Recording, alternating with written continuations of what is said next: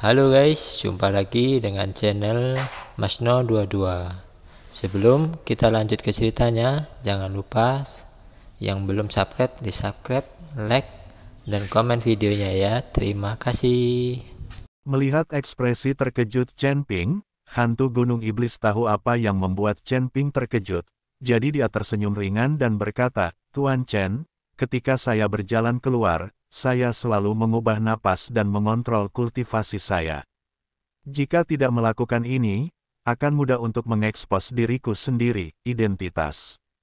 Nafasku selalu berubah, tapi kekuatan setiap nafas akan jauh lebih rendah. Hanya kekuatan nafas utamaku yang akan jauh lebih tinggi. Ini Gunung Tianmo, jadi aku tidak perlu menyembunyikan auraku, dan kekuatanku akan meningkat secara alami." Setelah mendengarkan penjelasan dari Master Hantu Gunung Iblis, Chen Ping akhirnya mengerti. Dia berpikir bahwa dalam waktu singkat ini, Master Hantu Gunung Iblis telah meningkat ke beberapa alam. "Hantu tua, apakah kamu juga di sini di Sekte Suanyin untuk membahas kesepakatan?" Jin Dong bertanya pada Yingshan Guilao. "Ya, beberapa klan iblis besar dari Gunung Tianmo ada di sini, bagaimana saya bisa ditinggalkan?" Orang tua hantu Gunung Setan tersenyum ringan dan berkata, "Kalau begitu hantu, cepat masuk, tuanku sudah masuk," kata Jin Dong. "Kenapa kamu tidak masuk?" Hantu Gunung Setan tua bertanya. "Xuanzong punya peraturan. Karena Tuan Chen dan yang lainnya bukan setan, kami tidak bisa membawa mereka masuk. Guru meminta kami untuk menemani Tuan Chen berkeliling. Bagaimanapun, kami harus menjadi tuan tanah di Gunung Tianmo." Jin Dong menjelaskan. Ketika hantu Gunung Iblis mendengar ini, dia segera mengerutkan kening dan berkata, "Sialan, Pak Tua Kong sudah dewasa. Saya akan pergi dan melihat apa yang terjadi. Saya tidak peduli apa aturannya, Tuan Chen harus pergi di dalam." Lihatlah cara hantu Gunung Iblis berperilaku, Anda akan bertarung dengan pemimpin Sekte Suanyin. "Hantu tua, tidak apa-apa bagiku untuk berkeliaran di luar. Selama medan perang para dewa dan iblis terbuka dan aku bisa masuk." Chen Ping buru-buru membujuknya. "Tuan Chen, jangan khawatir. Tidak ada orang lain yang bisa memasuki medan perang para dewa dan iblis, tetapi Anda pasti bisa masuk. Jika orang tua Kong itu berani membuat keributan, saya akan membiarkan Sekte Suanyinnya tidak pernah memilikinya." Perdamaian. Hantu Gunung Iblis tua menepuk dadanya dan berjanji. "Kalau begitu terima kasih banyak, Tuan Bao." Chen Ping tersenyum tipis. Setelah mengucapkan selamat tinggal kepada Demon Mountain Ghost Lao, Chen Ping dan yang lainnya berkeliaran di sekitar Xuanzong. Segera, Chen Ping menemukan bahwa ada banyak orang di depan sebuah rumah, dan ada banyak orang yang sibuk. "Tuan Chen, itu adalah paviliun pengumpulan harta karun dari Sekte Suanming. Ada banyak harta dari pemimpin Sekte Suanming. Barang-barang ini dapat dijual atau ditukar. Jika kamu tertarik, aku akan mengantarmu ke sana untuk melihat-lihat," kata Jin Dong. "Oke." Chen Ping mengangguk. Chen Ping agak tertarik dengan harta karun kultivator sihir. Ketika Chen Ping dan yang lainnya masuk ke paviliun Jubao, mereka menemukan bahwa ruang di dalam paviliun Jubao sangat besar. Mereka seharusnya menggunakan sihir luar angkasa atau semacamnya. Dari luar, rumah itu tidak terlihat besar, tetapi ketika mereka masuk ke dalam, mereka menemukan itu sangat besar. Ruangan itu dipenuhi berbagai senjata, rumput peri, dan berbagai harta karun langka. "Ada terlalu banyak harta karun di sini, kan?" Ji Yun hanya bisa menghela nafas saat melihat begitu banyak harta karun. Chen Ping melihat sekeliling dengan matanya, hanya melirik sekilas, dan berkata dengan sedikit kecewa, "Ayo pergi, tidak ada yang baik di sini." "Tuan Chen, ada begitu banyak harta karun di sini, bagaimana mungkin tidak ada harta yang bagus?" Wajah Sintong penuh kebingungan. Chen Ping keluar sambil tersenyum tanpa mengucapkan sepatah kata pun. Awalnya, Chen Ping berpikir bahwa pemimpin Sekte Suanyin akan benar-benar mengambil hartanya, menjualnya atau menukarnya, tetapi ketika dia masuk ke Jubao Go, dia menemukan bahwa banyak dari apa yang disebut harta karun itu palsu, dan beberapa di antaranya asli, adalah sebuah cacat.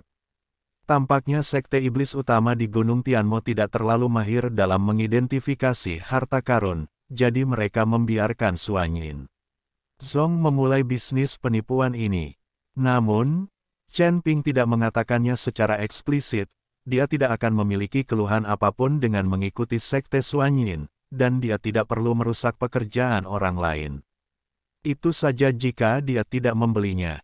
Keluar dari paviliun Jubao, ada jalan di sebelah paviliun Jubao, biasanya sangat sepi, tapi sekarang sangat ramai.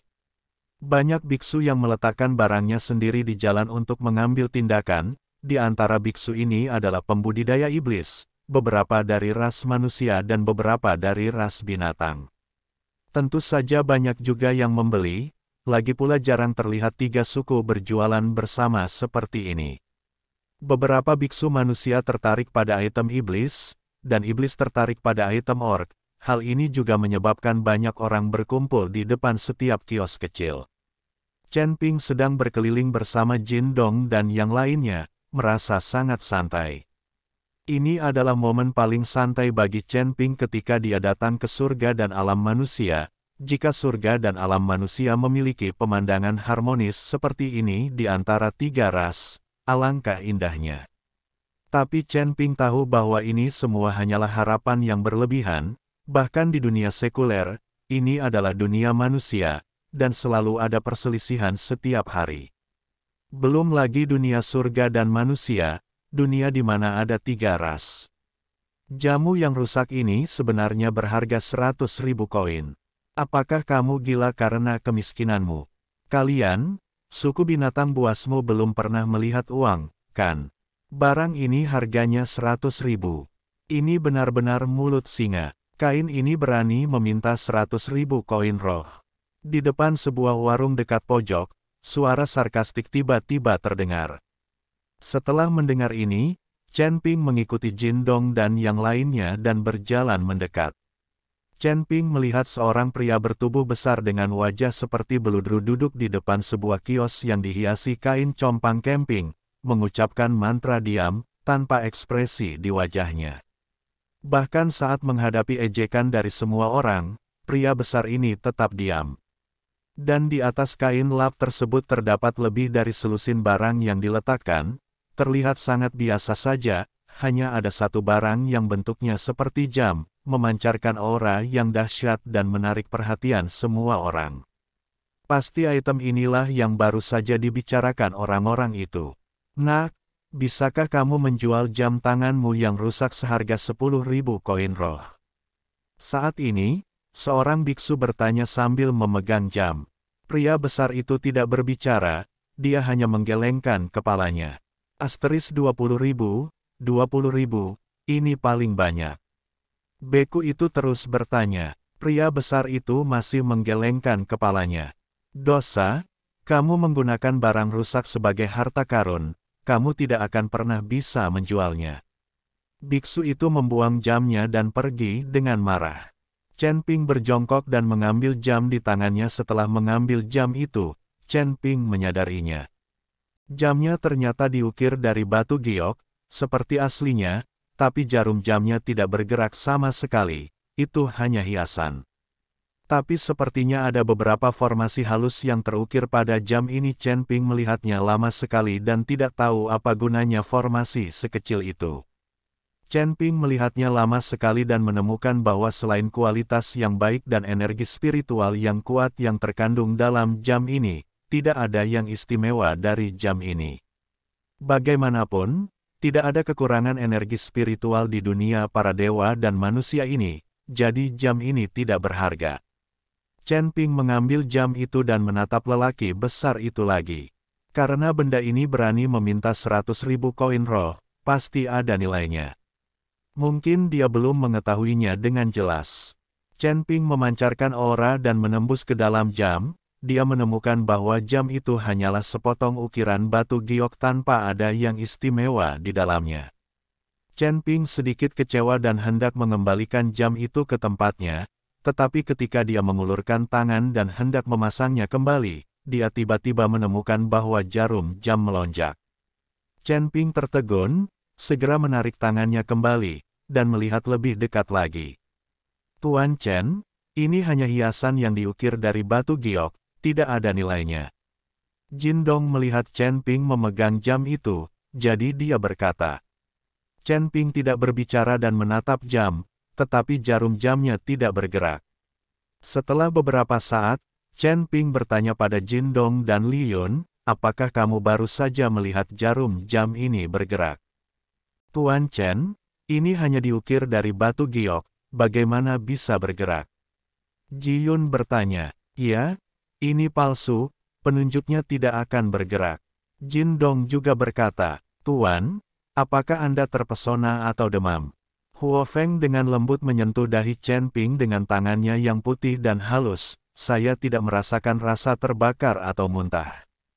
Chen Ping yakin bahwa dia tidak terpesona sekarang, tetapi tidak peduli apa yang dia lakukan sekarang, jamnya masih sama dan jarum jamnya tidak bergerak. Rekan Tao, jika kamu tidak ingin membelinya, tolong letakkan jamnya untukku. Kata pria bertubuh besar dengan wajah berbulu. Setelah Chen Ping selesai berbicara, dia melihat ke arah Ji Yundao dan berkata, beri dia koin roh. Tuan Chen, jam ini hanyalah ukiran batu giok biasa. Harganya sama sekali tidak sepadan. Jangan berbohong padaku. Beberapa barang palsu sering dijual di sini, jadi sebaiknya perhatikan baik-baik. Kata Luo Xi, dia takut Chen Ping akan tertipu di sini. Ketika Luo Shouhai mengetahuinya, dia pasti akan menyalahkan dia dan Jin Dong.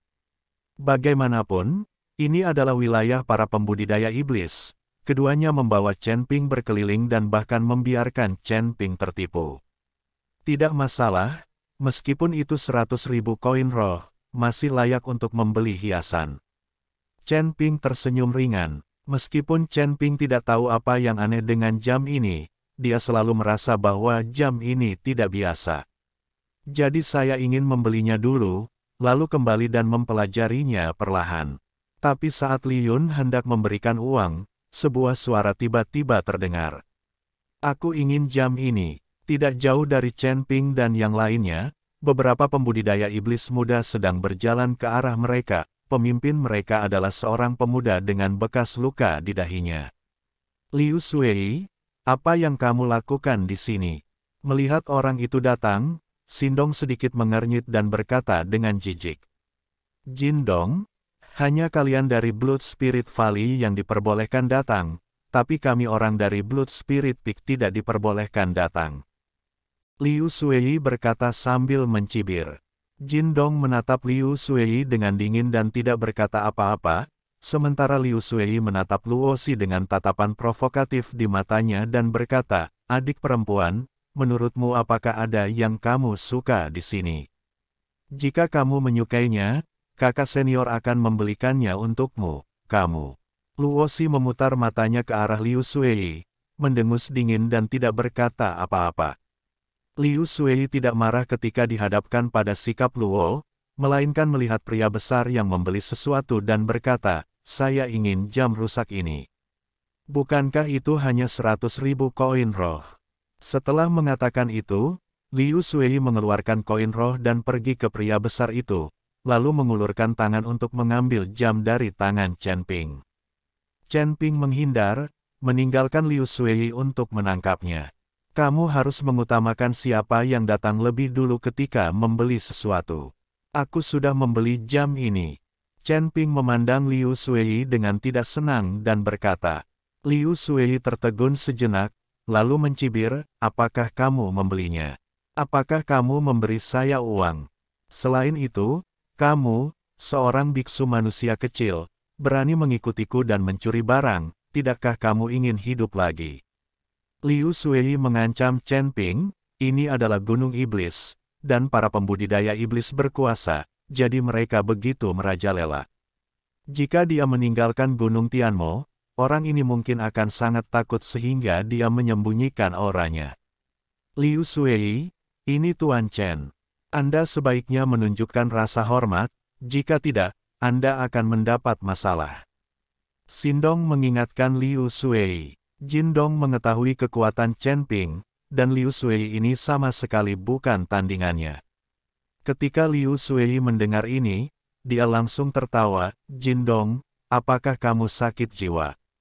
Orang ini melihat nafasnya. Namun Anda baru saja menginjakkan kaki di alam mengatasi kesengsaraan, dan ini masih di Gunung Tianmo. Sebenarnya Anda takut dengan seseorang yang baru saja menginjakkan kaki di alam mengatasi kesengsaraan. Biksu kecil itu, kamu terlalu mempermalukan lembah roh darahmu, dan yang membuatmu malu bukanlah bangsamu sendiri, tapi wajah seluruh klan iblis kita. Dalam pandangan Liu Sui, Chen Ping hanyalah seorang biksu muda yang baru saja melangkah ke alam kesengsaraan.